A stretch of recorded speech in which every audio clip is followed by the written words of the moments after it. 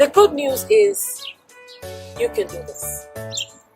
And I'm going to encourage you, whatever you've been through, my prayers are with you. My thoughts are with you. Hi, I'm Dr. Rola, clinical psychologist, and today I want to talk to you about authentic versus false forgiveness. Authentic forgiveness represents a healthy perspective, understanding of forgiveness in terms of the path and the journey. And false forgiveness represents an unhealthy perspective and path related to forgiveness. Before I continue with this topic, I want you to follow me on social media at Ask Dr. Rola, AskDrRola. I also want you to subscribe, share my videos with as many people as possible so that we can get more visibility on YouTube. Now, what is authentic forgiveness versus false forgiveness? There's scriptures in the Bible, which I've read since my teenage years, that talks about the power of forgiveness and how the essence of the gospel of Jesus Christ is about God forgiving us through Jesus Christ dying on the cross. That is a very old concept. More recently, in the field of psychology, forgiveness therapy has become a very powerful tool that has been considered helpful and incredibly effective in helping people who have suffered from trauma. Whatever the situation is, when you're on a healthy path of forgiveness, you're more likely to make decisions to take care of you, even while you're forgiving the offender. And if you unfortunately end up on the healthy path, you can be making decisions about the relationship with the offender that could be damaging. And you can also be putting your health, your emotional well-being at risk because of the unhealthy pattern related to forgiveness, in quote. So when I say authentic, I mean the real kind of forgiveness, but I'm saying the false kind because many times people think that they've actually forgiving and they're doing a good job of forgiveness, but they're actually not. And that's why this comparison is really important. Now I'm going to reference my notes some. For authentic forgiveness, there is an active struggle on behalf of the person who is offended to reduce feelings of resentment. When somebody has hurt you greatly and taken advantage of you, it is a healthy reaction to feel resentful about what has happened to you. The person who is authentically forgiving is actively engaging in ways to work through that resentment. They realize that it is more likely to be a process. When somebody is engaging in false kind of forgiveness, they have a passive mentality towards forgiveness. They say things like time will heal wounds. They overlook the intensity of the work that needs to be done to get better. And whenever we ignore things that need to be done, it usually causes us problems down the road. So those feelings and those feelings of resentment are buried away and they are masked with other things. And down the road, it causes problems, not just in their relationship with the offender, but just in how they handle life and all their relationships in general. For somebody who is doing authentic forgiving, they allow themselves to go through the process, which means that it can take time to work through it.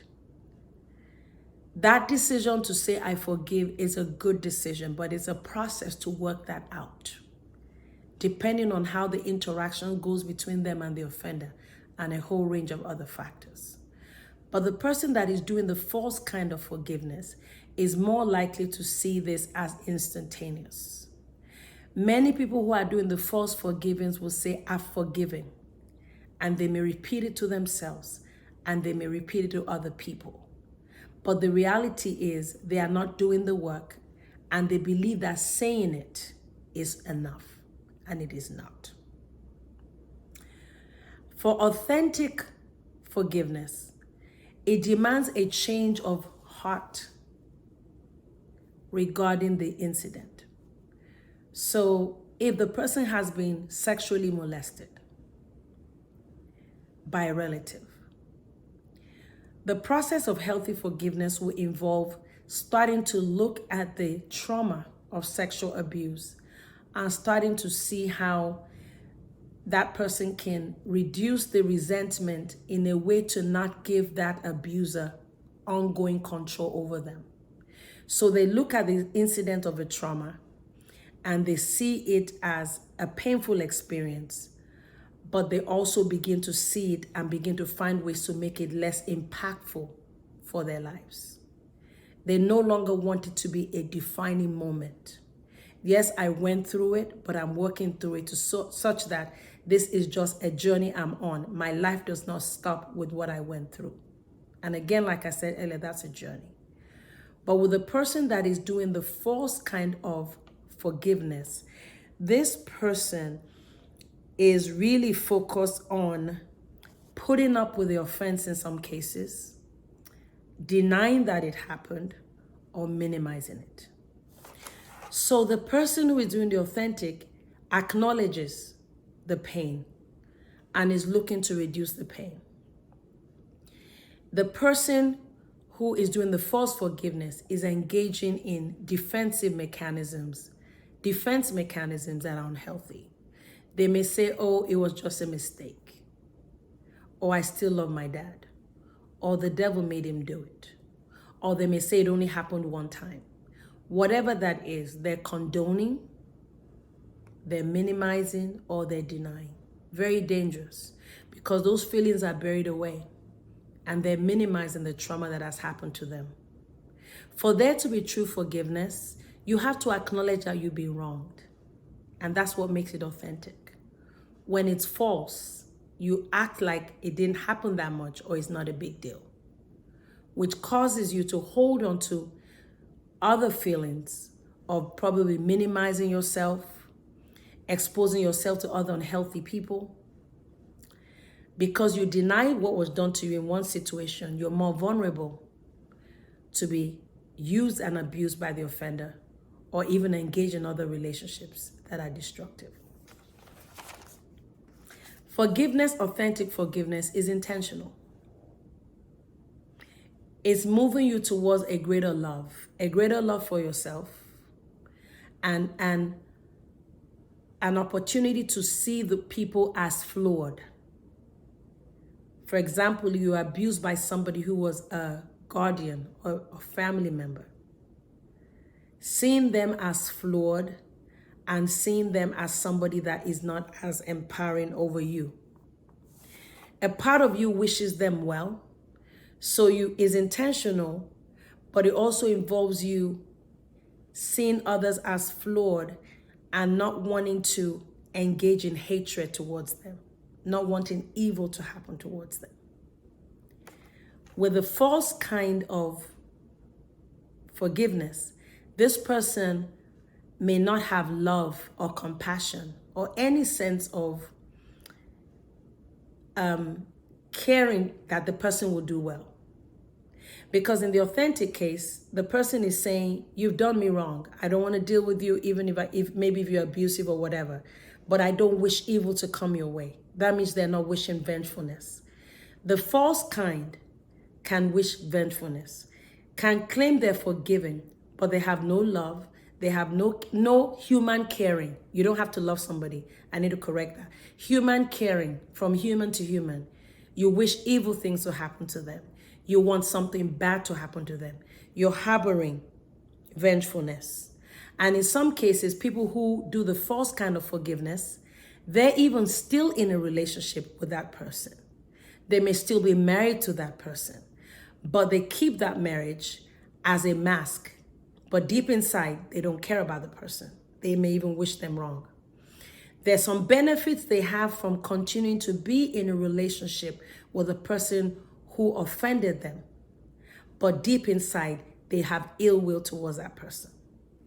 Whereas the person who is authentic may not feel ready and may never be engaged in reconciliation with the person who offended, but they wish the person well.